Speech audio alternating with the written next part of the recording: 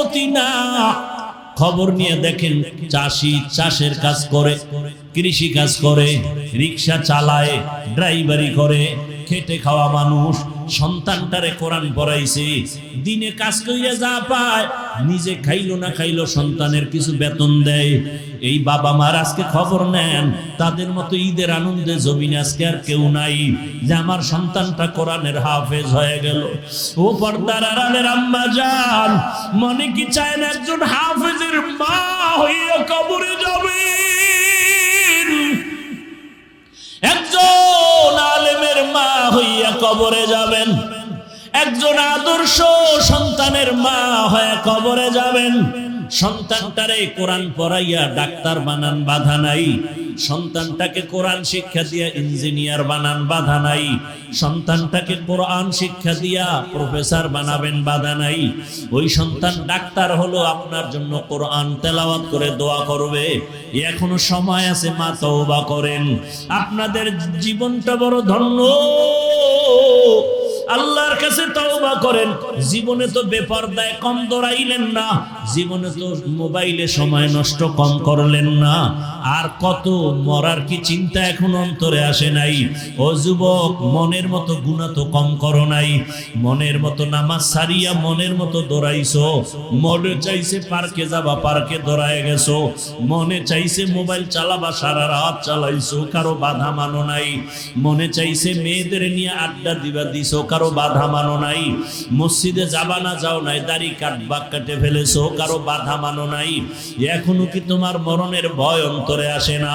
আজকে তুমি এখানে তাজা যুবক বসে আছো, তুমি কি একটু ভয় করো না? সকালবেলা ঘুম থেকে এমনও হতে পারে তোমার বাবায় দৌড় দিয়ে মসজিদে গিয়া বলবে, ইমাম সাহেব তাড়াতাড়ি আসেন, আমার বাবা দুনিয়াতে জিন্দা নাই। মা একটা চিৎকার দিয়ে বলবে, তোরা কই? আমার সন্তান আর দুনিয়ায় বেঁচে নাই। মা চিল্লায় কাঁদবে আর বলবে, আমার আম্মু বলে কে ডাক দিবে? ও আল্লাহর বান্দারা, কেউ ডাক দেখবা, কেউ দৌড়াবে কাফন কেনার জন্য, বাবায় বলবে কেউ যা কবর খনন করার জন্য, আবার কাউকে পাঠাবে গরম পানি কর, আবার ছেলের চির বিদায়ের গোসল দেওয়া হবে। কেউ যাবে বাঁশবাগানে কবর খনন করার জন্য। রে যুবক, এরে কয়দিন আগে দেখছো বিদেশ থেকে টাকা নিয়ে আসে, গাড়ির মধ্যে ছেলে মেয়ে সহ বাড়ি যায়, রাস্তায় বাড়ি যাওয়ার আগে পানির মধ্যে পইরা মহিলাও মারা গেছে, বাচ্চাও মারা গেছে। দেখো নাই?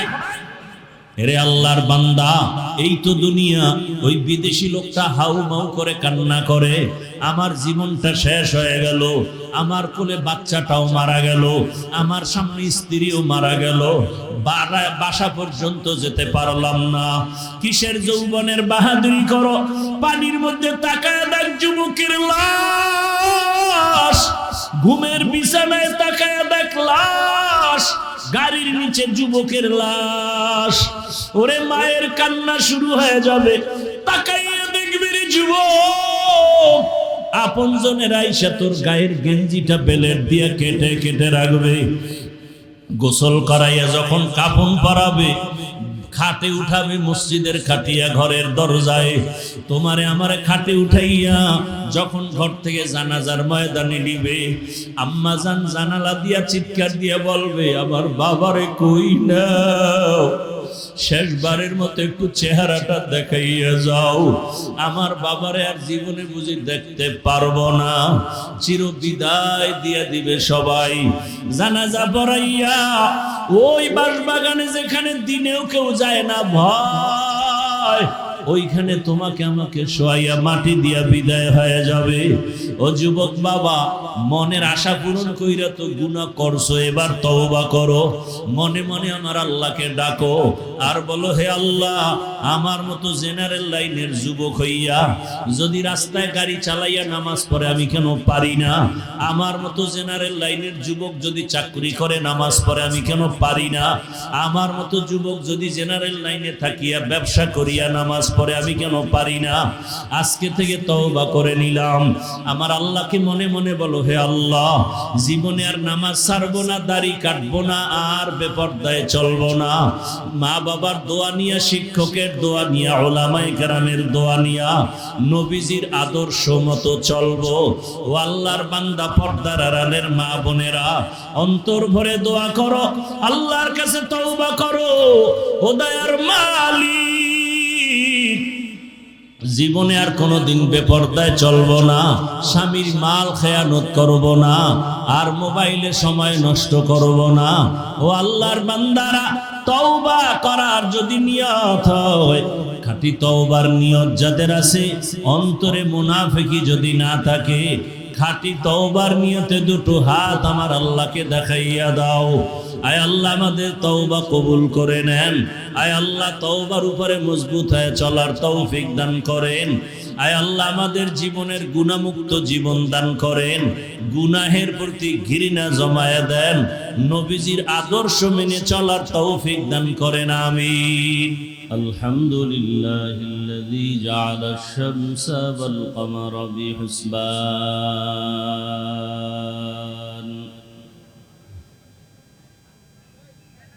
ওয়ান নাজমা ওয়াশ শাজারা ইয়াসজুদান وفضل زمانا على زمان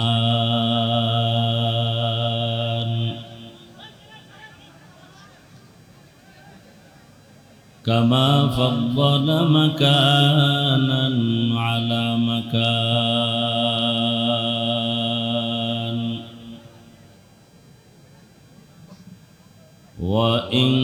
وإنسانا على إنسان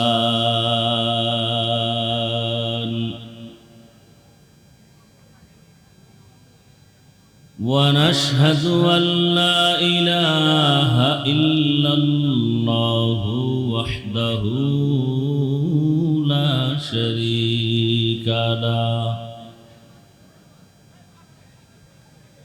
لا ضد له ولا ند له ولا مثل له ونشهد أن سيدنا وسندنا وحبيبنا وحبيب ربنا وطبيبنا وطبيب قلوبنا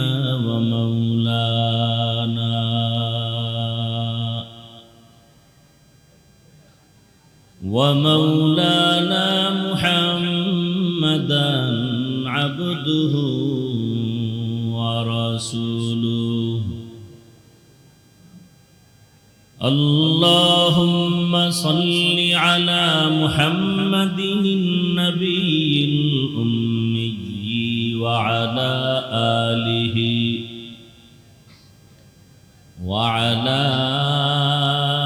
آله وسلم تسليما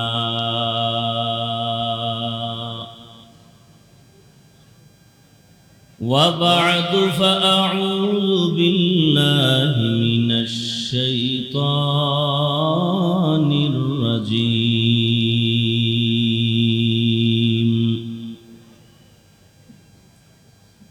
بسم الله الرحمن الرحيم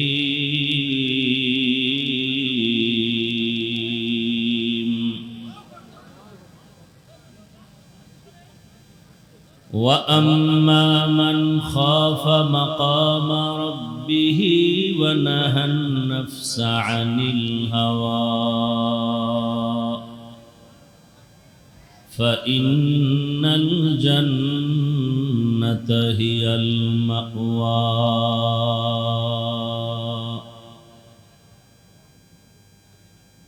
وقال رسول الله صلى الله عليه وآله وسلم اتق المحارم تكن أعبد الناس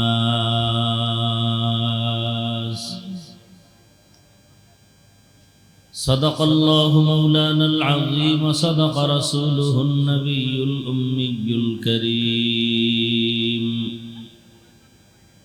ونحن على ذلك من الشاهدين والشاكرين والذاكرين والحمد لله رب العالمين سبحانك لا علم لنا إلا ما علمتنا إنك أنت العليم الحكيم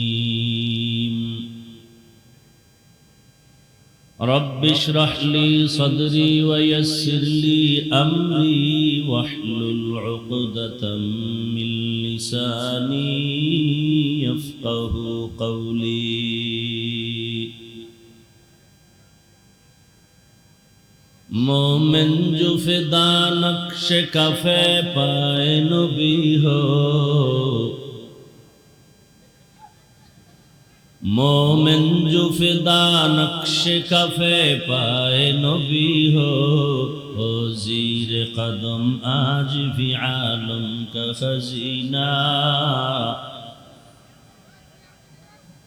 हो ज़ीर कदम आज भी आलम का खजीना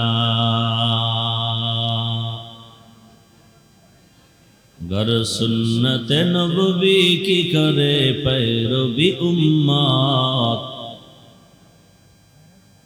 गर सुन्नत नबवी की करे पैरवी उम्मत तूफान से निकल जाएगा फिर इसका सफीना तूफान से निकल जाएगा फिर इसका सफीना आशिक हो बिरादर शहंशाह दो आलम आशिक हो बिरादर शहंशाह दो आलम मिश्को से ज़्यादा मुबारक जिसका पसीना मिश्को से ज़्यादा मुबारक जिसका पसीना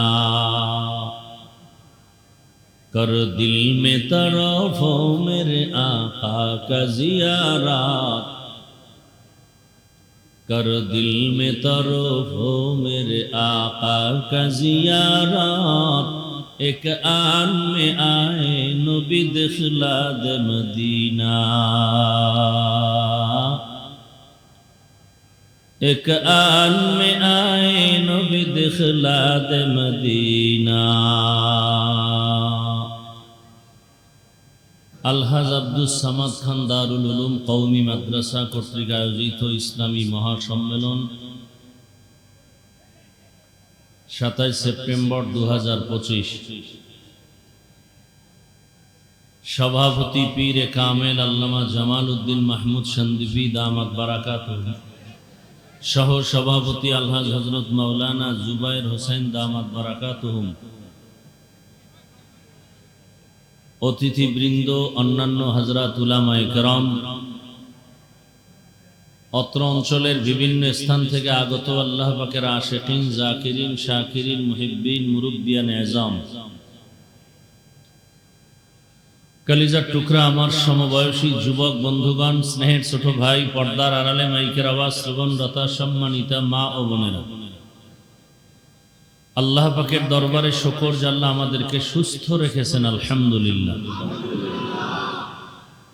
রহমতের নবী বলেন আলহামদু আলা নিয়ামতি আমানুল লি জাওয়ালিহা নিয়ামত পেয়ে যারা শুকর আদায় করবে আল্লাহ শুকরের বরকতে নিয়ামতকে স্থায়ী করে দিবেন আল্লাহ আমাদেরকে সুস্থ রেখেছেন এই সুস্থতাকে দায়েমান কবুল করেন হেদায়েতের মালিক কে রাসূলের হাতে হেদায়েতের চাবি মান ইয়াহদিহিল্লাহু ফালা মুদিল্লা লাহু ওয়া মান ইউদ্লিলহু ফালা হাদিয়া লাহু মান ইয়াহদিল্লাহু ফাহুয়াল মুহতাদ ওয়া মান ইউদ্লিল ফালান তাজিদা লাহু ওয়ালিয়াম মুরশিদা আল্লাহ যাকে হেদায়েত দিবেন সে পেয়ে যাবে। যার কপাল বড় খারাপ, হেদায়েত পাবে দূরের কথা, হেদায়েত পাওয়ার মতো কোনো মুরব্বিও পাবে না, মুর্শিদ পাবে না। হেদায়েত বড় কঠিন জিনিস। যেই রহমতের নবীকে এক নজর দেখলে জাহান্নামের আগুন হারাম, যেই রসুলের দিকে একটা নজর দিলে 7 দিন পর্যন্ত পেটে ক্ষুধা থাকে না, সেই রসুলকে 13 বছর পর্যন্ত দেখলো, বয়ান শুনলো, কালেমা পড়ে নাই। কয় বছর দেখছে? এরপরও কালেমা। এত বড় তাজা বেঈমানের নাম জানেন? হ্যাঁ, এর নাম কপাল। এর নাম কি? অন্যদিকে 27 বছরের এক যুবক হাতের মধ্যে তরবারি নিয়ে দৌড়ায়, রহমতের নবীকে জবাই করবে। কয় বছরের যুবক? রহমতের নবীর চেহারা দেখা মাত্র তরবারি ফেলায় বলে, রসুল কালেমার পতাকা গলায় লাগায় দেন, বেয়াদবি মাফ করে দেন। 13 বছর দেখছে, বয়ান শুনছে, এক জায়গায় বসে রসুলের সাথে খাইছে কালেমা, এর নাম কপাল। 27 বছরের যুবক রসুলকে জবাই করতে রওনা, মুহূর্তে কালেমা পড়ে তরবারি নিয়ে দাঁড়ায় গেছে। মুহাম্মদের বিরুদ্ধে কথা বললেই তরবারি। নাম কি? নাম কি? বয়স কত? এর নাম কি? কপাল। এই বাড়ির থেকে আসছো আর শুনতে, কপাল খারাপ, প্যান্ডেলে ঢুকতে পারো নাই। কোথায় তারা?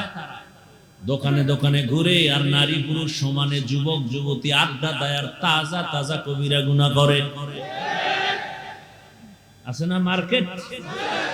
এটা বেহেশতের বাগান, প্যান্ডেলের বাইরে জাহান্নামের বাগান। পরীক্ষা চলতেছে। কি চলতেছে?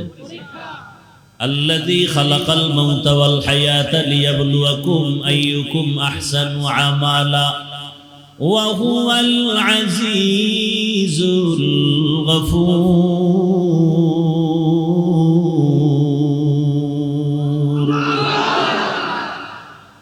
পরীক্ষা কি কঠিন পরীক্ষা জানেন? মহিলাও ডানে বামে হাঁটতেছে, পিছনে নারী, ডানে নারী বামে নারী, চারিদিকে বাইতুল্লাহ দাঁড়ানো। দেখছেন নি কারবার? আল্লাহর ঘর কাবা, বাইতুল্লাহ তাওয়াফ করে সবাই, ডানে মহিলা, বামে মহিলা, সামনে মহিলা, পেছনে মহিলা। অনেকে চেহারা খুইলা তাওয়াফ করে, আমিও তাওয়াফ করি, পিসাবও করে, বুজুর্গ করে, দুনিয়াদারেরাও করে। পরীক্ষা চলতেছে। মাওলার রহমত নাজিল হচ্ছে বাইতুল্লাহর উপরে অল টাইম। এখন তোর অন্তর কি বাইতুল্লাহর দিকে যায় না নারীর দিকে যায়? পরীক্ষা চলতেছে, কঠিন পরীক্ষা। পাস করলে তুই বিনা হিসাবে জান্নাত, ফেল করলে মরার আগেই জাহান্নাম। বড় কঠিন পরীক্ষা। বাড়ির থেকে ওয়াজের নাম শুনে আসছে, প্যান্ডেলে ঢুকতে পারে না, এর নাম কি? আর এক দল প্যান্ডেলে ঢুকছে, কিন্তু বয়ান শোনার মতো কলবটা খালি করতে পারে নাই। মোবাইল দিয়া পর্দা লাগায় রাখছে, সামনে মোবাইল। কপাল ভালো? কে ভালো কপাল? সারা রাত মোবাইলে আকাম কইরা চেহারাটারে নষ্ট করে ফেলেছে। চেহারার দিকে তাকাইলে কোনো মায়া নাই, নূর নাই, আকর্ষণ নাই। ঘরে ঘরে, রুমে রুমে জেনা, চোখের জেনা, কানের জেনা, হাতের জেনা, জবানের জেনা, মোবাইলের দ্বারা। আব্বাও করে, আম্মাও করে, ভাইও করে, বোনেও করে। রুমে রুমে জেনা চলতেছে সারা রাত, কোনো ঘুম নাই। কখন 2টা বাজলো খবর নাই। হঠাৎ করে শুনে ফজরের আজান, মোবাইলটা ফালায় ঘুম। ওই ঘুমের মধ্যে আল্লাহর গজব আসা দরকার ছিল, শুধু মুহাম্মদের উম্মত হওয়ার কারণে আল্লাহ গজব দেন নাই। সুস্থতা বড় জীবনের বড় এক নেয়ামত। আমার কথা আপনার মানার কোনো দরকার নাই। বাসায় গিয়া যুবকদের বলছি, শিক্ষিত বাবারা মোবাইলে গুগলে সার্চ দাও। টাচ মোবাইল দেখলে শরীরের অঙ্গ প্রত্যঙ্গের কি কি ক্ষতি হয়, ওখানে ডিটেলস চিকিৎসা বিজ্ঞানীরা কি বলেছে দেখো। হুজুরের কথা মানার দরকার নেই। ওখানে দেখো কিডনি শেষ, হার্ট শেষ, ব্রেন শেষ, লেখাপড়া শেষ, মায়ের সাথে বেয়াদবি, বাবার সাথে বেয়াদবি, শিক্ষকের সাথে বেয়াদবি, সব সূত্র মোবাইল। এই প্যান্ডেলে এসে বেয়াদবি, এত কিলাকিলি কেন, ধাক্কা ধাক্কি কেন? মোহাব্বতের মানে কি বেয়াদবি করা? এটা কোন মোহাব্বত, কোন ভালোবাসা? ভালোবাসা তো বেয়াদবির নাম না। রসুল বয়ানে বসছেন, সাহাবাদেরকে বললেন যে যেখানে আছেন বসেন। আওয়াজটা সাহাবী শুনছেন বাহির থেকে, এক পাও ভেতরে আর এক পাও বাইরে মসজিদে। কানে আসছে, রসুল বলছেন বসেন। বাহিরের পাও ভেতরে দেননি, ভেতরের পাও বাহিরে নেননি, জায়গায় বসে গেছেন। এর নাম আদব। আমাকে আপনি ভালোবাসেন তার মানে বেয়াদবি করবেন? এটা কোন ভালোবাসা? একটা ছবি তোলার জন্য আপনি আমার গায়ে হাত দিবেন? এজন্যই একটু আগে বলেছি মোবাইল আমাদের বেয়াদব বানিয়েছে। একটা মানুষ হাত বিছাইতে সালাম দিতেও চিন্তা করে, কি জানি হুজুর মনে করে। আর ছবি তোলার জন্য কাদের উপরে হাত উঠায় ছবি তোলার জন্য, বলে হুজুর একটু ছবি তুলবো। আবার বলে অনুমতি দেন। মদিনার অনুমতি নাই, আমি কেন অনুমতি দিব? সারা দুনিয়ার উলামায়ে কেরাম একমত, সরকারের প্রয়োজন ছাড়া, শরীয়তের ওজোর ছাড়া এমনিই ছবি তোলা স্পষ্ট কবিরা গুনাহ, হারাম। বহু উলামায়ে কেরাম এখানে আছেন, পারলে বলুক আমার ফতোয়া উল্টা পাল্টা, তওবা করে নেই। এখানে আপনারা যারা আলেম না তারা বলেন তো, আমার চেহারাটা আপনার যুবতী বোন দেখবে, হালাল? সত্য কথা বলেন, আপনার দিল কি বলে? হালাল। তো কেন করবেন এগুলো?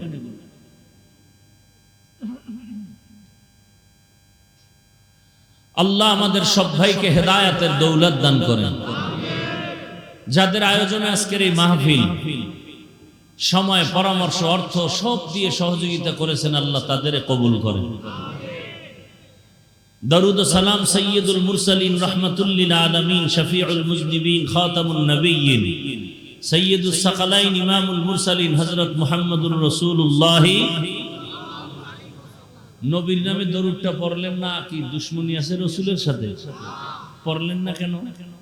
সবাই একবার জবান খুলে পড়েন তো, কতটা গুনাহ হইছে। বরং 3টা পুরস্কার পাইছেন একবার বলার কারণে। কয়টা? 10টা গুনাহ মাফ, 10টা নেক যোগ হয়েছে। আল্লাহর দরবারে 10 গুণ মর্যাদা বেড়ে গেছে। হর কে বাশদ আমেলে সাল্লু মুদাম আতশে দোজখ শাওয়াদ বরওয়ায়ে হারাম। জীবনে কিছু করছেন আর না করছেন, আজকে থেকে দরুদের আমলটা ধরে ফেলেন। দুনিয়াতেও অনেক কিছু পাবেন, একসময় আমার কথা মনে রাখবেন। আখেরাতে তো পাবেনই। কমপক্ষে দৈনিক 300 বার দরুদ পড়বেন, আজমতের সাথে, পবিত্র অবস্থায়, নির্জন জায়গায় বসে। এরপরে পবিত্র অবস্থায় ঘুমাবেন, চেহারাটা কিবলার দিকে ফিরায় দিবেন, দরুদের আমল লাগাতার করতে থাকবেন। কি যে আল্লাহ আপনাকে দিবেন আমার এটা বুঝাবার কোনো ক্ষমতা নাই। তবে এতটুকু কথা আমি বলি, সবার জন্য মৌখিক নফল আমল ইস্তিগফার আর দরুদের থেকে পাওয়ারওয়ালা আমল আর এই দুনিয়ায় নেই। ও ব্যবসায়ী, তোমার ব্যবসায় সমস্যা, দরুদের আমল চালু করো, সমাধান হয়ে যাবে। এত পাওয়ারফুল এক আমল দরুদের আমল। আল্লাহ আমাদের বেশি বেশি বেশি বেশি দরুদের আমল করার তৌফিক দান করুন। উলামায়ে হযরত আলোচনা করেছেন দীর্ঘ সময়। আল্লাহ উলামায়ে কেরামদের কথাগুলো আমাদেরকে সহি তরিকায় আমল করার তৌফিক দান করেন। উলামায়ে কেরামের ইজ্জতকে আল্লাহ বেশি বেশি বাড়ায় দেন। যারা লেখার মাধ্যমে, বলার মাধ্যমে, মিডিয়ার মাধ্যমে আলেমদের বদনাম ছড়ায়, আলেমদের ইজ্জত ছোট করার চক্রান্ত করে, আল্লাহ এদের হেদায়েত দান করেন। আল্লাহ এদের হেদায়াত দান করেন, আল্লাহ এদের হেদায়াত দান করেন। হেদায়াত না থাকলে ধ্বংস করে দেন। কিয়ামত পর্যন্ত আর নবীজি এসে আমাদের বয়ান দিবেন না, নাকি আপনাদের এখানে আসবেন? কোন থানা এটা? কিয়ামত পর্যন্ত কোন সাহাবী আসবেন দাওয়াত দিতে? কিয়ামত পর্যন্ত কোন আইম্মায়ে কেরাম আসবেন না? ইমাম বুখারী, ইমাম মুসলিম, ইমাম তিরমিজি, ইমাম আবু হানিফা, ইমাম শাফিঈ কেউ আসবেন? বড় বড় বড় বড় আউলিয়ায়ে কেরামদের যারা চলে গেছেন আবার আসবেন? কিয়ামত পর্যন্ত এই জাতিকে ভালো করে বুঝেন, কিয়ামত পর্যন্ত এই জাতিকে দুনিয়াতে শান্তির, নিরেট শান্তির পথ দেখাবে, নির্ভেজাল বিনা হিসাবে জান্নাতের গ্যারান্টি দেওয়ার পথ দেখাবে একমাত্র উলামায়ে কেরাম, আর কেউ না। কারা? দুনিয়ার শান্তির পথ কি উলামায়ে কেরামদের কাছে আছে? শান্তির পথ দেখানোর কি রাস্তা নাই? উলামায়ে কেরাম যে পথ দেখাবেন কি বাবার কথার থেকে না কোরআন হাদিস থেকে? ইসলাম কোরআন হাদিসে আছে? দিল থেকে বলেন, তাল মিলায়েন, আছে সব লাইনের। শুধু রাষ্ট্রীয় সমাধানটা নেই, আছে? তো কেন বলেন ইসলামে রাজনীতি নাই? আপনি এই কথা বলার দ্বারা তো প্রমাণ হয় যে ইসলাম কোরআন সব দিক থেকে পূর্ণ, রাজনীতি বা রাষ্ট্রের ব্যাপারে কোরআন শরীফ অপূর্ণাঙ্গ, দুর্বল। আল্লাহ সবাইকে হেদায়াত দান করুন। আল্লাহ তো এই পথ দেখাবে উলামায়ে কেরাম। এজন্য উলামায়ে কেরামের জন্য দোয়া করি। আন্তর্জাতিক এক চক্রান্ত আর ষড়যন্ত্র চলতেছে উম্মতের অন্তরে আলেমদের প্রতি ঘৃণা জমানোর জন্য। কারণ আপনারা যদি আমাকে ঘৃণা করেন, আমার বয়ান আর শুনবেন না। আমার প্রতি আপনাদের খারাপ ধারণা আসলে আমার পেছনে আর নামাজ পড়বেন না। ইসলাম বন্ধ করো বলতে হবে না, এই আকাম করলে অটো ইসলাম বন্ধ হয়। দেখেন না সব উলামায়ে কেরাম আমরা খুশি, দেশের যে পরিস্থিতি এই মুহূর্তে একটা সুযোগ ইসলামের জন্য। কিন্তু এটা মুখেই বলি, বাস্তবে সব দ্বিমুখী দৌড়াচ্ছি। এবং আলেমরা যেন এক না হয় এজন্য কোটি কোটি টাকা ব্যয় করা হচ্ছে এদের পেছনে, যে আলেম যেন এক না হয়। আলেম ওলামা এক হয়ে গেলে নাস্তিকদের ঘুম হারাম, দুর্নীতিবাজ আর দুর্নীতি করতে পারবে না। কারণ আলেম ওলামারা উম্মতের দায়িত্ব নিলে কিছু হোক না হোক এদেশে কোনো জুলুম হবে না। জালেমরা পছন্দ করে না, দুর্নীতিবাজরা চায় না এদেশে ইসলাম আসুক। দেখেন না নেতারা স্টেজে কত বক্তব্য দেয়, এই হুজুর গো বয়ান শুনলে হবে না, আমল করা লাগে। মাঠের থেকে আপনারা কেন বলেন না যে আপনার আমলের দাড়ি কই? মানে আপনাদের বলে বলে ইসলাম ছাড়া শান্তির ধর্ম আর কোথাও নাই। বলে ঠিক, সে মানে বলেন মানে না। কেন? দুনিয়ার সবাই জানে ইসলাম শান্তি দেয়, মানে না কেন? তার মন মতো আকাম করতে পারবে না, এই জন্য মানে না। দেখেন হুজুরগো অনেকে ভালোবাসে, কিন্তু হুজুরগো ক্ষমতায় আসতে দিবে না। মহিলারাও কয় না, আইলি হাত মোজা পরাইব, পায়ে মোজা লাগাই দিব, দরকার নাই হুজুরগো হাদিয়া জনমের মতো দাও, ভালোবাসা দাও, ফল ফুরুট যা চায় দাও, ক্ষমতায় আনতে গেলে ঝামেলা। এখন কিছু কিছু হুজুর চিন্তা করে তাহলে ইসলামটারে আরো হালকা বানাই, যে তুমি যা করবা এটাই ইসলাম, কোনো কঠিন কিছু নেই। কত দিকের মুসিবতে যে আমরা পড়ে আছি আর কোনো শেষ নাই। বাইতুল্লাহে গেলাম, রসুলের রওজা মোবারকে গেলাম, সেখানে সারা দুনিয়ার কত লাইনের মুসলমান নামাজে দাঁড়ানো। কাউকে দেখলাম পাও কেবলার দিকে দিয়া টান টান হয়ে ঘুমাচ্ছে, একামত হয়ে গেছে, নামাজে দাঁড়ায় গেছে, আর দিল পরিষ্কার, উজু লাগবে না। আর একজনকে দেখলাম নামাজে দাঁড়ায় মোবাইল আসছে বের করে কথা বলতেছে, কথা বললাম মোবাইল রেখে দিয়েছে, নামাজ যায় নাই, কারণ দিল ঠিক। আর একজনকে দেখলাম বুকে হাত বাঁধা, কেউ সাইরা দিয়ে দাঁড়ায় রয়েছে, হাত বাঁধেই না। কেউ বুকে বাঁধলে হাত নাবির নিচে ওলারা বেজার, নাবির নিচে হাত বাঁধলে বুকে যারা বাঁধে এরা বেজার। একজনের কাছে আমার বান্দারই দরকার নেই, সাইরে দিয়ে খারাই খাই। তুই মক্কায় অবস্থা আছে না নাই? আছে। একজনকে দেখলাম সেজদায় যাওয়ার আগে, এবার দেখেছি কপাল এই একটা কি যেন পকেট থেকে বাইর করে এই পরিমাণ, এটা কপালের নিচে দিয়ে সেজদা দেয়। খবর নিয়ে দেখলাম ওদের অন্তরের আকীদা হইল ইবলিস সেজদা দিয়ে জমিন নাপাক করছে, এই জন্য জমিনে দেয় না, একটা কাঠের টুকরা রাখে পাতলা, ওইটার উপরে দেয়। আচ্ছা, আমি যেটা বুঝাতে চাই, আরবে, সৌদি, মক্কা, মদিনায় এত ফেরকা, এত কিছু, আপনারা শুনছেন কোনদিন যে তারা এই এত মতামতের মধ্যে কিলাকিলি লাগিয়া 10 জন মারা গেছে? শুনছেন? তো সোনার বাংলায় গজব কেন, ঝগড়া কেন? বুকে হাত বাঁধি, নাবিওয়ালারা বেজার, নাবির নিচে হাত বাঁধলে বুকওয়ালারা বেজার। 20 রাকাত তারাবি পড়ি, 8 রাকাত ওয়ালারা সালাম দেয় না, দিলেও নেয় না। কেন এই গজব? কেন? কার বদনজর লাগছে আমার দেশে? এত ঝগড়া হবে কেন? আপনি 20 রাকাত পারেন না, পড়েন 8 রাকাত, আপনার জবাব আপনি আল্লাহর কাছে দিবেন। হ্যাঁ, আমার এখানে করণীয় কি? আপনাকে মহব্বতে বুঝাতে পারি, আর কিছু না। গালি দিবেন, সালাম দিবেন না, দিলেও নিবেন না, এটা কোন রসুলের আদর্শ? আল্লাহ হেদায়েত দান করুন। যাই হোক, অনেক কথা বলে ফেললাম। বয়ান যতটুকুই করব শুধু আপনাদের ধৈর্যের উপরে। উঠবেন, আস্তে হাত উঠে মোনাজাত দিয়ে চলে যাবেন। কোরআনে হাকিমের এক আয়াত পড়ছি, রাসূলের একটি হাদিসের অংশ পড়েছি, তরজমাটা বলে নেই, এরপরে কিছু ব্যাখ্যা। ওয়া আম্মা মান খাফা মাকাম রাব্বিহি ওয়া নাহান নাফসা আনিল হাওয়া ফাইন্নাল জান্নাতা হিয়াল মাওয়া।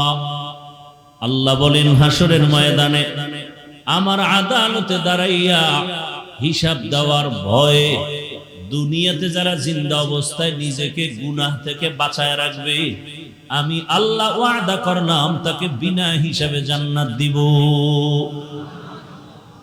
নবীজি বলেন, ইত্তাকিল মাহারিম তাকুন আবাদান নাস। ও দুনিয়ার উম্মতের দল, সমস্ত অবৈধ হারাম থেকে নিজেরে বাঁচাও। আল্লাহ তোমার মর্যাদা মানুষের কাছে বাড়ায় দিবেন, আল্লাহর কাছেও বেড়ে যাবে। হারাম থেকে বাঁচো। আল্লাহ আদম নবীর তরজমা শেষ, এবার ব্যাখ্যা শুরু। আল্লাহ পাক আদম আলাইহিস সালামকে জান্নাতে দিয়া বললেন, উসকুন আনতা ওয়া যাওজুকাল জান্নাহ। হে আদম, তোমার স্ত্রীকে নিয়া, হাওয়াকে নিয়া তোমরা জান্নাতে থাকো। ওয়াকুলা মিনহা রাগাদান হাইসু শিতুমা। মনে যা চায় গুরু আর খাও। খুব খেয়াল করিয়েন, ওয়ালা তাকরাবা হাযিহিশ শাজারা ফাতাকুনা মিনাজ জালিমিন। একটা গাছের দিকে ইশারা করে বললেন, ওই গাছের কাছেও যাইবা না, যদি যাও সীমা লঙ্ঘনকারীদের অন্তর্ভুক্ত হয়ে যাবে। খুব খেয়াল করছেন আপনারা? আদম নবী জান্নাতে থাকবে, মনে যা চায় খাও। একটা গাছের দিকে ইশারা করে বললেন, ওখানে যাবাই না। কেন? ওই গাছটার মধ্যে কি আগুন ছিল? না। গাছটা কি কাঁটাওয়ালা? না। গাছের ফলে কি বিষ? বলে না। ফলটা ভিটামিন যুক্ত, শরীরের জন্য ভালো। নিষেধ করলেন কেন? আল্লাহ বলেন, আমি কিয়ামত পর্যন্ত একটা বিধান কায়েম করার জন্য নিষেধ করেছি। বাবারে যেমন বিধান দিয়েছি, সন্তানেরও সে একই বিধান। ও দুনিয়ার আদম আদম সন্তান, ক্ষুধাও আছে, খানাও আছে, তবে কিয়ামত পর্যন্ত এই বিধান তোমাকে ফলো করে চলতে হবে। যে খানা সব আমার আছে হালাল, সামনে খানাও রেডি, ক্ষুধাও আছে। খাওয়ার আগে চিন্তা করবা কোনটা আল্লাহর হুকুম আছে, কোনটায় নাই। এই চিন্তা সব সময় করবা। স্বাধীন জিন্দেগি ভালো না। রাস্তার মধ্যে বহু কুকুর ঘুরে, কোনো দাম নাই। মালিকের শিকল লাগানো কুকুরটার অনেক দাম, ওটারে ধমক দিলে মামলা হয়ে যাবে, মালিক মামলা করবে। উড়ন্ত পাখি আকাশে উড়ে কোনো দাম নাই, মালিকের খাঁচায় যে পাখি আটকানো পাখির বড় দাম। জঙ্গলে হাজারো প্রাণী আছে, কোনো দাম নাই। চিড়িয়াখানার মধ্যে হরিণ বাঁধা, বাঘ বাঁধা আছে, অনেক দাম, দেখতে টিকিট লাগে। জমিনে অনেক মানুষ আছে, অনেক মানুষ, কোনো দাম নাই। আল্লাহর মোহাব্বতে কালেমার লাগাম যার গলায় লাগানো, সময় মতো মসজিদে যায়, মানুষটার বড় দাম। কেমন দাম? আল্লাহ কয় শুধু দিন দিন পয়েন্ট বাড়বে। কেমন বাড়বে? বলে সারা দুনিয়ার মধ্যে তোমার ভালোবাসা কেমন। এখন তো ভালোবাসা গণা যায়, গণনা করা যায়। গণনা করা যায় না যে আমার কয়জনে ভালোবাসে। এই ফেসবুকের গোলাম বাবারা, গণনা করা যায় না। তোমার ফলোয়ার কত? 100, 200, 500, 1000। তা তুমি বুঝতে পারলা তোমার ভালোবাসার পার্সেন্ট কত? তোমার কত পার্সেন্ট তোমাকে ভালোবাসে? আল্লাহ কয় তোরে আজকে 500 মানুষ ভালোবাসে, যদি তুই আমারে মোহাব্বত কইরা চলো তোরে আরো মানুষ ভালোবাসবে। আজকে তোরে শুধু হুজুর ভালোবাসে, আমারে যদি মোহাব্বতের নজরে দেখিয়া ভালো আমল করো চলো, যারা হুজুর না তারাও তোরে মোহাব্বত করবে। আরো তুই বিনয়ী হয়ে চল, আমল বাড়া, আরো মর্যাদা বাড়বে। বলে কেমন? এখন তোরে মুমিন ভালোবাসে, কিছুদিন পরে বেঈমানরাও তোরে স্যালিউট দিবে, তুই যা বলবি মেনে নিবে। খাজা মঈনুদ্দিনের ইতিহাস পড়ো। ভারতের জমিনে মদিনাতুল মুনাওয়ারা থেকে দাওয়াত দিতে আসছেন। মদিনাতুল মুনাওয়ারা থেকে ভারতের জমিনে ঘুরে ঘুরে কালেমার দাওয়াত।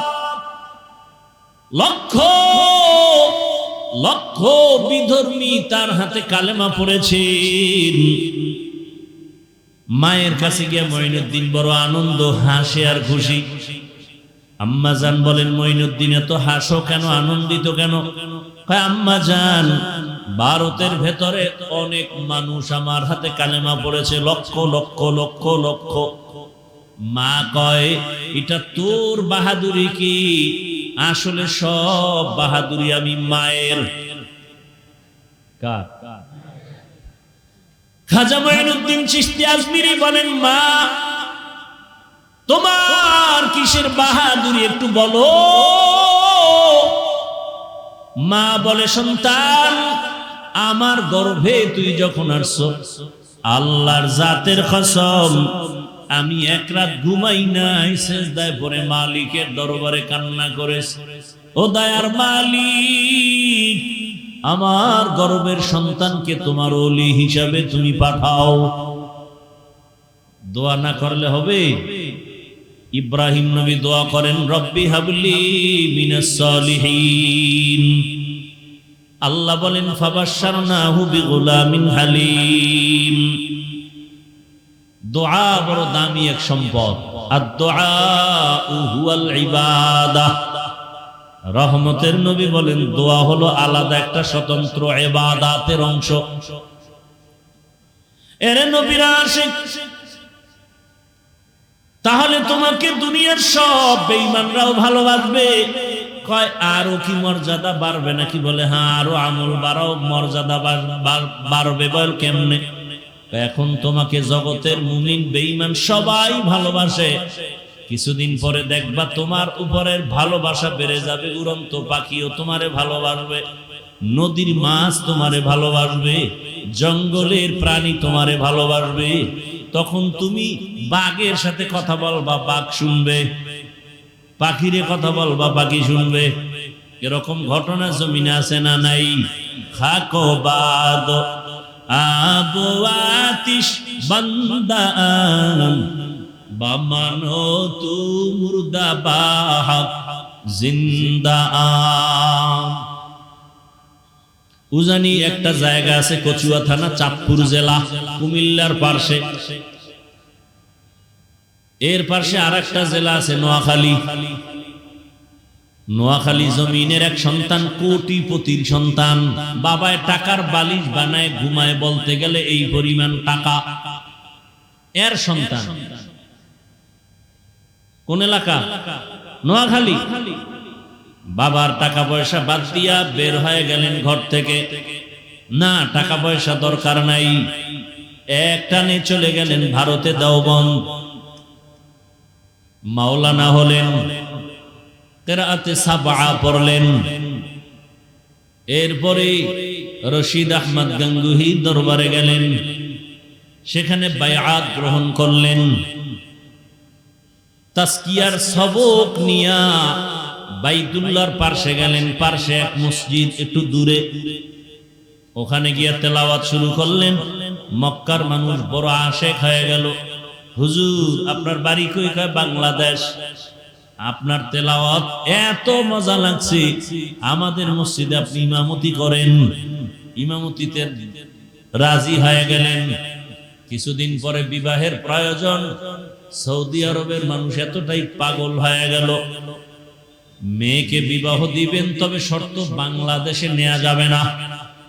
এই শর্তে বিয়া হয়ে গেল। বিবাহ করার পরে কিছুদিন থাকলেন, রশিদ আহমদ গঙ্গুহি চিঠি লিখলেন, ও বাংলাদেশের কারি ইব্রাহিম, বাংলাদেশে গিয়া তাড়াতাড়ি খেদমত শুরু করে দাও।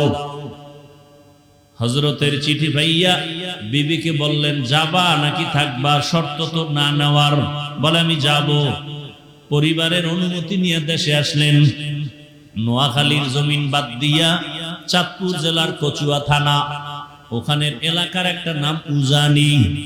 হিন্দুদের মালিকানা, বিশাল বড় জঙ্গলওয়ালা জমিন খরিদ করলেন। করার পরে ভেতরে পরিচ্ছন্ন করার জন্য ঢুকলেন। গিয়া দেখে একটা গম্বুজ দেখা যায়। গম্বুজের ভেতরে একটা বাঘ তার বাচ্চাকে দুধ পান করায়। ওই গম্বুজটা এখনো আছে। উজানি গেলে দেখবেন বিশাল বড় মসজিদের দক্ষিণ পশ্চিম কর্নারে ওই গম্বুজ। কারি ইব্রাহিম কয়, রে বাঘ, বনিয়াদম এখানে আসছে, থাকবে, তুমি তোমার গন্তব্যে চলে যাও। কারি ইব্রাহিমে কথা বলা মাত্র কুমিল্লা জেলার একটা থানা আছে লালমাই। লালমাই থানার পাশে একটা পাহাড় আছে, লালমাই পাহাড় বলে। বলতে বলতেই বাঘ তার বাচ্চা কাঁধে নিয়ে লালমাই পাহাড়ে রওয়ানা। আপনি মাথা পাগল হয়ে যাবে, এটা কেমন করে সম্ভব? আপনি বলবেন এটা হতেই পারে না। আল্লাহ কয়, আমার কুদরতের দ্বারা সম্ভব। আল্লাহর কাছে মানুষের থেকে প্রিয় কোনো বস্তু নাই, প্রাণী নাই। আর মানুষের মধ্যে আল্লাহর কাছে সবার থেকে দামি, ইন্না আকরামাকুম ইনদাল্লাহি আতকাকুম, যারা আল্লাহর মহব্বতে তাকওয়ার উপরে চলে তারা আল্লাহর কাছে দামি। এইবার যারা একটু মাস্তানি ভাব নিয়ে বলে তোমরা এই কথা মানি না, শিরিক করছো, আপনার কাছে আমার বিনয়ের প্রশ্ন জবাব দিয়া তারপরে যাইয়েন। আপনারাও জবাব দেন। আপনাদের গ্রাম অঞ্চলে গরু দিয়া চাষাবাদ করেনি? করে? যারা চাষি গরুর হাল চাষ করে এরা কত ডিগ্রি পাস? BA pass? সাধারণ মানুষ, তাই তো? কথা বলেন না কেন? সাধারণ মানুষ। আচ্ছা আমাকে বলেন, সত্য কথা মানেন আর না মানেন স্বীকার করবেন তো? আচ্ছা, ওই যে চাষি গরুটারে নিয়ে চাষ করে, গরুরে যখন বলে গরু দাঁড়া, কথা শুনে, গরুরে যদি বলে ডানে যা, যায়, বামে যা, যায়। মাঠের মধ্যে 500 হাঁস পানির মধ্যে ওরা ঘুরতেছে, হাসতেছে, খেলতেছে। সন্ধ্যাবেলা মালিক মহিলা যখন ডাক দিছে, 500 হাঁসগুলো খোলামেলা অবস্থা থেকে বন্দি খাঁচা আসে আসে। একটা চাষির কথা যদি গরু শুনে, তাকওয়াওয়ালার কথা বাঘ শুনবে না কেন? এটা বুঝার মতো তোমার মেমোরি নাই, জিবি হ্যাং হয়ে কপাল পুড়ছে তোমার। আল্লাহ হেদায়েত দান করুন। আউলিয়ারা কারে উকবা ইখতিয়ার, জাহেলারা কারে দুনিয়া ইখতিয়ার। খারাপ লাগতেছে আপনাদের? আল্লাহ তাআলা বলেন, আম্মা মান খাফা মাকাম রাব্বিহি ওয়া নাহান নাফসা আনিল হাওয়া ফাইন্নাল জান্নাতা হিয়াল মাওয়া। হাসরের ময়দানে আল্লাহর আদালতে দাঁড়াইয়া হিসাব দেওয়ার ভয়, অন্তরে জমা করিয়া যারা দুনিয়াতে গুনাহ ছেড়ে দিবে, আল্লাহ ওয়াদা করেছেন আমি তাকে বিনা হিসাবে জান্নাত দিয়ে দিব। জান্নাতে যাইতে চাননি কি আল্লাহর বান্দারা? যাইতে চান? হিসাব দিয়া না হিসাব ছাড়া? আল্লাহ সবাইকে কবুল করুন। তা আল্লাহ কি বলছেন? গুনাহ থেকে নিজেকে বাঁচায় রাখো। গুনাহ থেকে বাঁচার উপায় কি? গুনাহ থেকে বাঁচার জন্য দুই দিকে দুই মেডিসিন লাগবে। যেমন গুনাহ করে ফেলেছেন এরকম লোক এখানে নাই। হাতের গুনাহ, চোখের গুনাহ, জবানের গুনাহ, অন্তরের গুনাহ করে ফেলেছে। শয়তানের দোকায় গুনাহ করেছি, এখান থেকে কেমনে বাঁচবো? আবার সামনে যতদিন আমি হায়াত পাইব গুনাহ যেন আর নতুন করে না হয়, জবানের দ্বারা যেন গুনাহ না হয়, হাতের দ্বারা যেন গুনাহ না হয়। সামনের জীবনে গুনাহ থেকে বাঁচবো কি করে? দুই গুনার থেকে বাঁচার জন্য দুই মেডিসিনের প্রয়োজন। মেডিসিনটার নাম হলো আল্লাহর ভয়। কার ভয়? हर के दारत खौफे हकदार दिल मदम जन्नतुल मअवा देहत उरा मकाम जुज़बा हक़ची ज़े मखाज इंसुजा फज़ले उआ मस्ते दर जुमला जहा। পেছনের গুনাহ থেকে বাঁচার জন্য যে মেডিসিন লাগবে নাম হলো আল্লাহর ভয়। সামনে জীবনটা পবিত্র রাখার জন্য, গুনাহমুক্ত রাখার জন্য যে মেডিসিন লাগবে এর নামও আল্লাহর ভয়। আরবিতে এই ভয়টাকে বলে খাশিয়া। কোরআনের ভাষায় ভয়ের নাম তাকওয়া, কোরআনের ভাষায় এই ভয়ের নাম খাউফ। লাউ আনজালনা হাযাল কুরআনা আলা জাবালিন লারাইতাহু খাশিআ خاشعا متصدعا من خشية الله। এই ভয়ের নাম তাকওয়া। ইয়া আইয়ুহাল্লাযীনা আমানুত্তাকুল্লাহ ওয়া কুনু মা'আস সাদিকিন। আল্লাহ কয় আমাকে ভয় কর। ইন্নামা ইয়াখশাল্লাহা মিন ইবাদিহিল উলামা। জমিনের মধ্যে যারা আসল উলামা তারা আল্লাহকে ভয় করবেন। খাশিয়াও মানি আল্লাহর ভয়, তাকওয়াও মানি আল্লাহর ভয়, খাউফুন মানি আল্লাহর ভয়। অতীতের গুনাহ থেকে বাঁচার জন্য আল্লাহর ভয় অন্তরে জমা করো। ভয়ের নাম খাশিয়া। সামনের জীবনে যেন গুনাহ না হয় এজন্য যেই ভয়টা লাগবে ওই ভয়ের নাম তাকওয়া। পেছনে আল্লাহর ভয় নিয়ে তওবা করো, সামনে যেন তোমার আমার দ্বারা গুনাহ না হয়। জীবনে তো গুনাহ কম করো না রে যুবক বাবা। ও আমার যুবক, গুনাহ করতে করতে করতে করতে চেহারাটা নষ্ট। এত গুনাহ জীবনে করেছে রে বাবা। আমি এতক্ষণ আপনাদের যে বয়ান শুনাইতেছি একবারও কিন্তু বলি নাই সবাই গুনাহ ছাড়িয়া স্কুলে যারা আছো স্কুলে তালা দিয়া মাদ্রাসায় যাও। একবারও বলি নাই তাবলিগে যাও। একবারও বলি নাই আমার মতো হুজুর হও। একবারও বলি নাই তুমি পীরের কাছে যাও। কি বলতে চাই ভালো করে শুনো হে যুবক বাবারা। দুনিয়াটা কিছুই না, তুমি স্কুলে পড়ো। আমি হাফিজুর রহমান তোমাকে সাহস দিয়া যাই, দোয়াও করে যাই। স্কুল ছাড়িও না, কলেজ ছাড়িও না। বান্দা তুমি ওখানে লেখাপড়া করো। চাকরি যারা করেন ওখানে চাকরি করেন। ব্যবসা যারা করেন করেন। চাকরিও ছাড়তে হবে না, ব্যবসাও ছাড়ার প্রয়োজন নাই। বরং আমি পরামর্শ দিব ওখানে থাকিয়া জান্নাতের পথটাকে বেছে নেওয়ার চেষ্টা করেন। এখন বলবেন স্কুল কলেজে পড়িয়া জান্নাত পাওয়ার পথ কেমনে পাই? চাকরি রাস্তায় থাকিয়া কেমনে পাই? ও আমার যুবক, তোমাকে আমি কলিজা দিয়া দোয়া করে গেলাম, তুমি স্কুল কলেজে লেখাপড়া করে ডাক্তার হও, দোয়া করি তুমি ইঞ্জিনিয়ার হও, তুমি প্রফেসর হও। দোয়া করে গেলাম, আমি হাফিজুর রহমানের দোয়া কবুলের গ্যারান্টি নাই, তবে ময়দানে বহু আল্লাহর বান্দা আছে যাদের আমিন ফেরত যাবে না, আমিন ফেরত যাবে না। এমন আল্লাহর বান্দা আছে না নাই? বহু আল্লাহর বান্দা আছে। ও যুবক, তুমি প্রফেসর হও, দোয়া করি তুমি এমপি হও, মন্ত্রী হও, তুমি ওসি হও, ডিসি হও, এসপি হও, তবে ছোট একটা সতর্কতা, বেয়াদব হইবা না। কি হইবা না? বেয়াদব হইবা না। বলতে পারো হাফিজ ভাই ডাক্তার হব, বেয়াদব হব না, তার ব্যাখ্যা কি?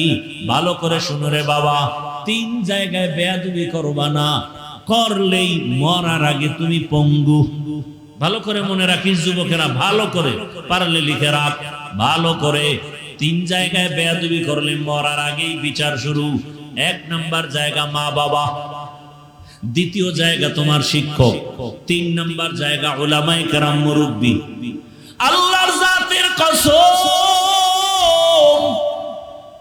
যদি মা বাবার সাথে বেয়াদবি করে বরদোয়া নাও, খোদার কসম জীবনে তোর মরার আগেই জীবনটা ধ্বংস হয়ে যাবে। মরবি না, মরার আগে শাস্তি পাবি বিছানায় শুয়া, মানুষের জুতার বাড়ি খাবি। 2 নাম্বার, শিক্ষকের যদি বেয়াদবি করে কোনো বরদোয়া নাও, লেখাপড়ার জিন্দেগি তোর ধ্বংস হয়ে যাবে। 3 নাম্বার, উলামায়ে কেরামের পরামর্শের বাইরে গিয়া যদি বেয়াদবি করে বরদোয়া নাও, হাত উঠাইয়া বরদোয়া করা লাগে না, তোমার আচরণে দিলে কষ্ট লাগছে, নিঃশ্বাস ফেলছি, এটাই তোর গজবের জন্য যথেষ্ট। হাত উঠাইয়া বরদোয়া করতে হয় না, হাত উঠাইয়া দোয়াও করা লাগে না। মায়ের এমন একটা কথা বলছো, মা চোখের পানি ছেড়ে দিছে, তোর কপাল ধ্বংস হওয়ার আর কিছু বাকি নাই, আর কোনো আলাদা কিছুর দরকারও নেই। এরে আমার কলিজার যুবক, মা বাবার দোয়া নিয়ে সামনে আগাইও, শিক্ষকের দোয়া নিয়ে আগাও, উলামায়ে কেরামের দোয়া নিয়ে সামনে আগাও। যদি 3 জায়গার দোয়া থাকে তোমার জীবন সফল, ডাক্তার হলো তোমার জীবন ধন্য। আর যদি বেয়াদবি করে ডাক্তার হও, তাসলিমা নাসরিনের মতো জুতা খেয়ে দেশ থেকে পালিয়ে যেতে হবে। জিন্দেগি মে বন্দেগি তু কর নাহি, जिंदगी में बंदगी तू कर नहीं, जिंदगी बे बंदगी शर्मिंदा है, जिंदगी बे बंदगी शर्मिंदा है। दुनिया में हो दुनिया का तलबगार ना हो, बाजार से गुजर हो खरीदार ना हो। ये दुनिया एक मिसल कागज फूल है, ये दुनिया एक मिसल कागज फूल है, जिंदगी में बंदगी तू कर नहीं, जिंदगी बे बंदगी शर्मिंदा है, जिंदगी बे बंदगी शर्मिंदा है। जिंदगी में बंदगी कुल बंदगी, बंदगी बे जिंदगी शर्मिंदगी। কয় জায়গার থেকে দোয়া লাগবে? 1 নাম্বার জায়গা মা বাবা, 2য় শিক্ষক। আল্লাহর কসম, শিক্ষকের যদি বরদোয়া লাগে লেখাপড়া ধ্বংস। রাস্তায় চলতে গিয়া বহু তোমার মতো যুবক দেখি অর্ধুলাঙ্গ পাগল, কিন্তু ইংলিশে কথা বলে। এমন পাগল দেখছেন নি? রাস্তার পাগল কেমনে কথা কয়? ইংলিশ। আবার এক পাগল দেখলাম আরবিতে কথা বলে। আরে পাগল হইয়া কি আবার ইংলিশে কোচিং করবে? না না, তো ব্যাপার কি? বলে ভালো ছাত্র ছিল, শিক্ষকের সাথে বেয়াদবি করে পাগল হয়ে গেছে। লিকুল্লি শাইইন জিনাতুন ফিল ওয়ারা ওয়া জিনাতুল মারই তামামুল আদাবি আজ খোদা খা হিমে তৌফিক আদব বেআদব মাহরুমে গশ আজ ফজলে রা। 3 নাম্বার জায়গা কি? উলামায়ে আহলে হক। উলামায়ে কেরামের সাথে বেয়াদবি করলে কপাল খারাপ। জমানার বড় ইমাম ইমাম আহমদ বিন হাম্বল রাহমাতুল্লাহি আলাইহি, ওই যুগে একজন বড় বুজুর্গ ছিলেন বিশরে হাফি রাহমাতুল্লাহি আলাইহি। হাফি মানে খালি পাওয়ালা। জগৎ বিখ্যাত ওই বিশরে হাফি, যে ছিল এক মদের আড্ডাখানার অধিনায়ক। মদ পান না করলে তার মেজাজ ঠান্ডা হতো না। এই বিশরে হাফি আল্লাহ হেদায়াত দিয়েছেন। এমন আল্লাহ হেদায়াত দেওয়ার পরে আল্লাহর কাছে এত প্রিয় বিশরে হাফি এখন জমিনে হাঁটে, জুতা পায়ে পড়ে না। কেন? বলে জমিন পবিত্র, যেখানে সেজদা দিবে সেখানে কবুল। এই জন্য পবিত্র জমিনে বিশরে হাফি জুতা পরিধান করবে না। তাসকিরাতুল আউলিয়া নামক কিতাবে আছে, যতদিন বিশরে হাফি জমিনে জুতা পায়ে দেয় না, অতদিন পর্যন্ত তার পালিত গরু ছাগল জমিনে পায়খানাও করে না। জমিন বড় পবিত্র। এটা ফাতোয়া না, এটা তাকওয়া। হর কে দারত খৌফে হকদার দিল মাদাম জান্নাতুল মাওয়া দেহদুরা মাকাম। মদিনাতুল মুনাওয়ারায় গেছে জিয়ারতে। একদিন, 2 দিন, 3 দিন থাকার পরে ওজর খাই পেশ করেন, আর মদিনায় থাকা যাবে না। কেন? আমার বাথরুমের ব্যাগ আছে। তো করো, বাথরুম আছে তো না। আমার রাসূল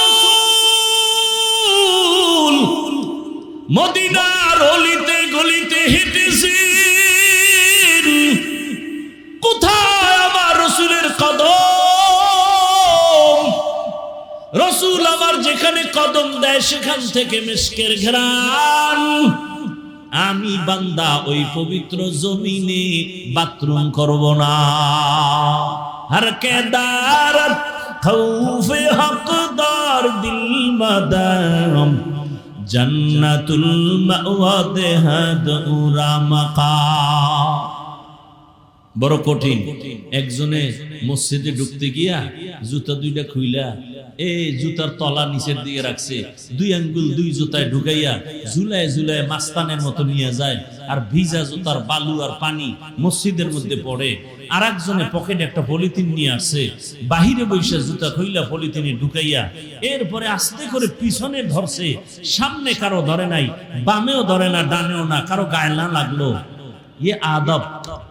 লিকুল্লি শাইইন জিনাতুন ফিল ওয়ারা ওয়া জিনাতুল মারই তামামুল আদাবি।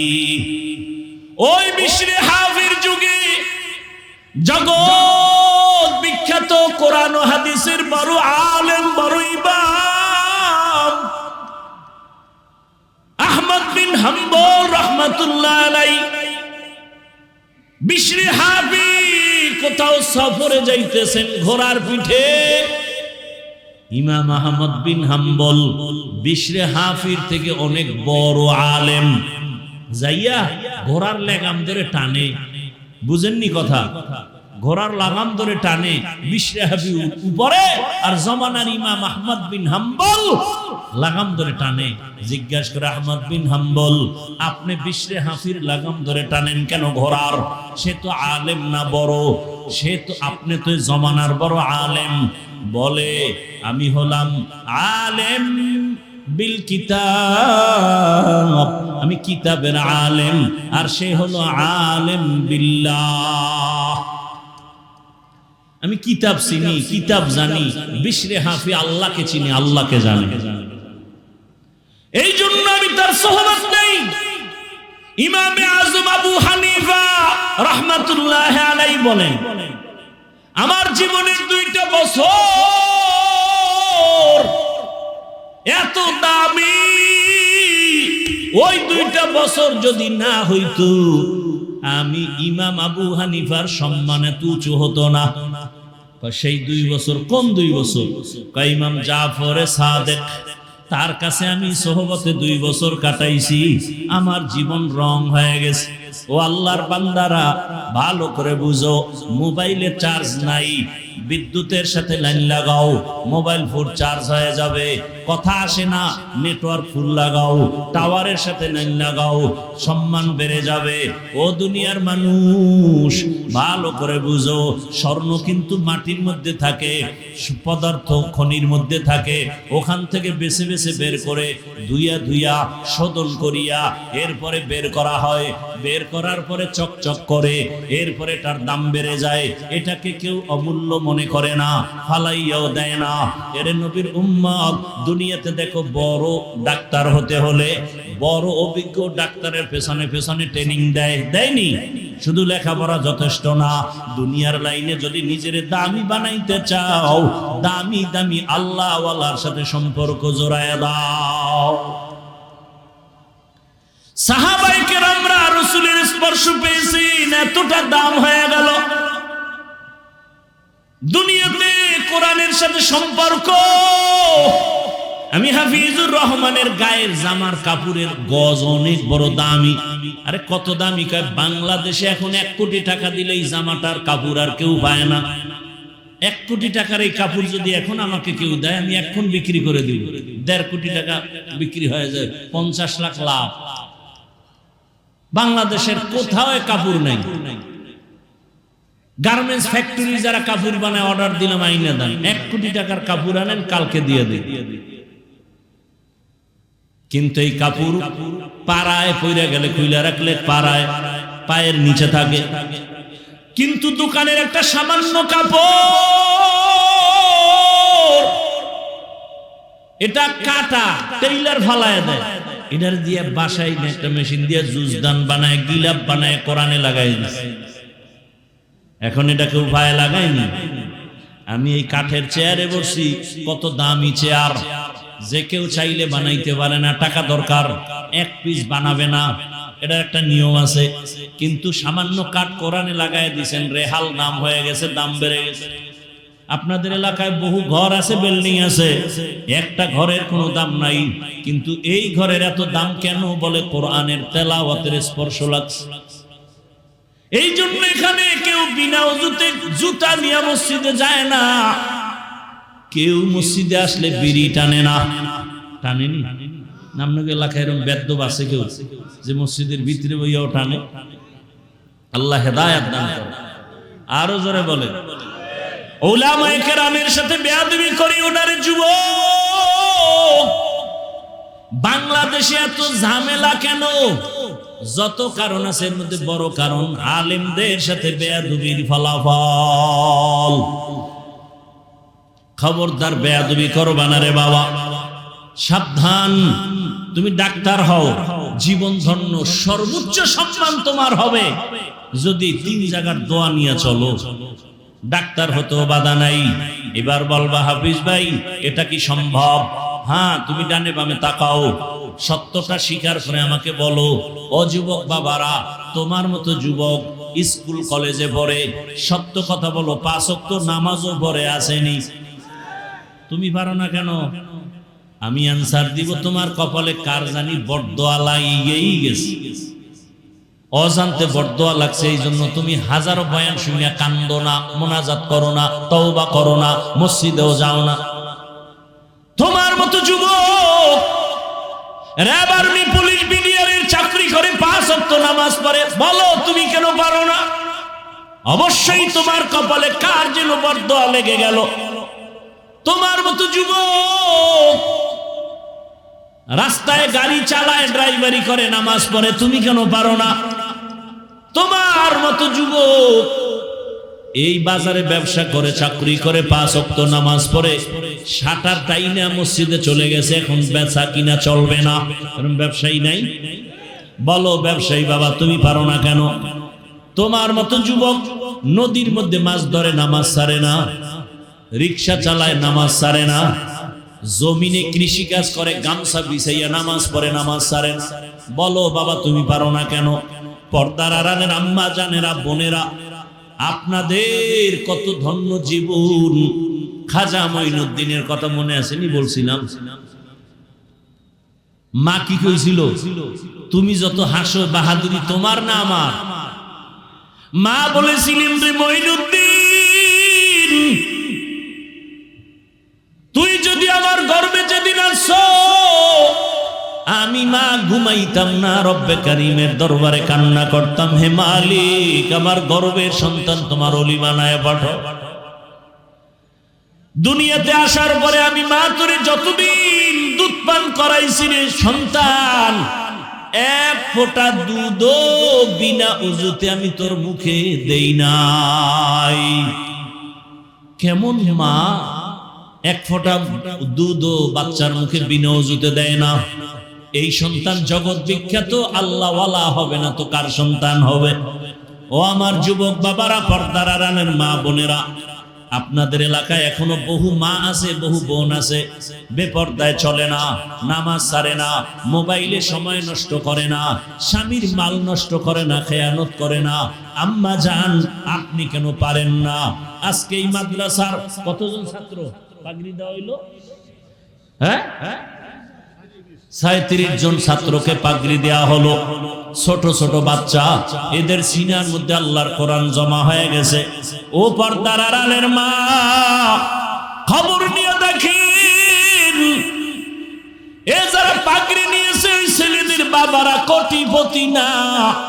খবর নিয়ে দেখেন, চাষি চাষের কাজ করে, কৃষি কাজ করে, রিক্সা চালায়, ড্রাইভারি করে, খেটে খাওয়া মানুষ, সন্তানটারে কোরআন পড়াইছে, দিনে কাজ কইরা যা পায়, নিজে খাইলো না খাইলো সন্তানের কিছু বেতন দেয়। এই বাবা মার আজকে খবর নেন, তাদের মতো ঈদের আনন্দে জমিনে আজকে আর কেউ নাই যে আমার সন্তানটা কোরআনের হাফেজ হয়ে গেল। ও পর্দার আড়ালের আম্মা জান, মনে কি চায় না একজন হাফেজের মা হইয়া কবরে যাবে? একজন আলেমের মা হইয়া কবরে যাবেন, একজন আদর্শ সন্তানের মা হয়ে কবরে যাবেন। সন্তানটারে কোরআন পড়াইয়া ডাক্তার বানান, বাধা নাই। সন্তানটাকে কোরআন শিক্ষা দিয়া ইঞ্জিনিয়ার বানান, বাধা নাই। সন্তানটাকে কোরআন শিক্ষা দিয়া প্রফেসর বানাবেন, বাধা নাই। ওই সন্তান ডাক্তার হলো, আপনার জন্য কোরআন তেলাওয়াত করে দোয়া করবে। এখনো সময় আছে, মা তওবা করেন। আপনাদের জীবনটা বড় ধন্য, আল্লাহর কাছে তওবা করেন। জীবনে তো বেপরদায় কম দৌড়াইলেন না, জীবনে তো মোবাইলে সময় নষ্ট কম করলেন না। আর কত মরার কি চিন্তা এখন অন্তরে আসে নাই?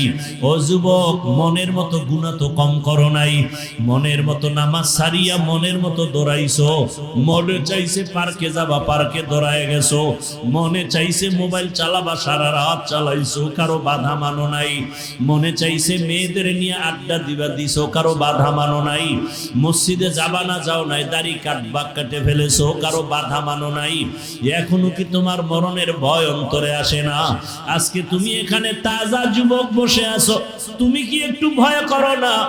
সকালবেলা ঘুম থেকে এমনও হতে পারে তোমার বাবায় দৌড় দিয়ে মসজিদে গিয়ে বলবে, ইমাম সাহেব তাড়াতাড়ি আসেন, আমার বাবা দুনিয়াতে জিন্দা নাই। মা একটা চিৎকার দিয়ে বলবে, তোরা কই? আমার সন্তান আর দুনিয়ায় বেঁচে নাই। মা চিল্লায় কাঁদবে আর বলবে, আমারে আম্মু বলে কে ডাক দিবে? ও আল্লাহর বান্দারা, কেউ ডাক দেখবা, কেউ দৌড়াবে কাফন কিনার জন্য, বাবায় বলবে কেউ যা কবর খনন করার জন্য, আবার কাউকে পাঠাবে গরম পানি কর, আবার ছেলের চির বিদায়ের গোসল দেওয়া হবে। কেউ যাবে বাঁশবাগানে কবর খনন করার জন্য। রে যুবক, এরে কয়দিন আগে দেখছো বিদেশ থেকে টাকা নিয়ে আসছে, গাড়ির মধ্যে ছেলে মেয়ে সহ বাড়ি যায়, রাস্তায় বাড়ি যাওয়ার আগে পানির মধ্যে পইরা মহিলাও মারা গেছে, বাচ্চাও মারা গেছে। দেখো নাই? এরে আল্লাহর বান্দা, এই তো দুনিয়া। ওই বিদেশি লোকটা হাউ মাউ করে কান্না করে, আমার জীবনটা শেষ হয়ে গেল, আমার কোলে বাচ্চাটাও মারা গেল, আমার সামনে স্ত্রীও মারা গেল, বাসা পর্যন্ত যেতে পারলাম না। কিসের যৌবনের বাহাদুরি করো? পানির মধ্যে তাকায় দেখ যুবকের লাশ, ঘুমের বিছানায় তাকায় দেখ লাশ, গাড়ির নিচে যুবকের লাশ। ওরে মায়ের কান্না শুরু হয়ে যাবে, তাকাইয়া দেখবি রে যুবক, আপনজনের আইসা তোর গায়ের গেঞ্জিটা বেলের দিয়ে কেটে কেটে রাখবে, গোসল করাইয়া যখন কাফন পরাবে, খাটে উঠাবে, মসজিদের খাটিয়া ঘরের দরজায় তোমারে আমারে খাটে উঠাইয়া যখন ঘর থেকে জানাজার ময়দানে নিবে, আম্মা জান জানালা দিয়া চিৎকার দিয়া বলবে, আমার বাবারে কই নাও, শেষবারের মতো একটু চেহারাটা দেখাইয়া যাও, আমার বাবারে আর জীবনে বুঝি দেখতে পারবো না। চির বিদায় দিয়া দিবে সবাই। জানাজা পড়াইয়া ওই বাঁশবাগানে যেখানে দিনেও কেউ যায় না ভয়, ওইখানে তোমাকে আমাকে শোয়াইয়া মাটি দিয়া বিদায় হয়ে যাবে। ও যুবক বাবা, মনের আশা পূরণ কইরা তো গুনাহ করছো, এবার তওবা করো, মনে মনে আমার আল্লাহকে ডাকো আর বলো, হে আল্লাহ, আমার মতো জেনারেল লাইনের যুবক হইয়া যদি রাস্তায় গাড়ি চালাইয়া নামাজ পড়ে আমি কেন পারি না? আমার মতো জেনারেল লাইনের যুবক যদি চাকরি করে নামাজ পড়ে আমি কেন পারি না? আমার মতো যুবক যদি জেনারেল লাইনে থাকিয়া ব্যবসা করিয়া নামাজ পড়ে আমি কেন পারি না? আজকে থেকে তওবা করে নিলাম। আমার আল্লাহকে মনে মনে বলো, হে আল্লাহ, জীবনে আর নামাজ ছাড়বো না, দাড়ি কাটবো না, আর বেপরদায় চলবো না। মা বাবার দোয়া নিয়া, শিক্ষকের দোয়া নিয়া, উলামায়ে কেরামের দোয়া নিয়া নবীজির আদর্শ মতো চলবো। ও আল্লাহর বান্দা, পর্দার আড়ালের মা বোনেরা, অন্তর ভরে দোয়া করো, আল্লাহর কাছে তওবা করো। ও দয়ার মালিক,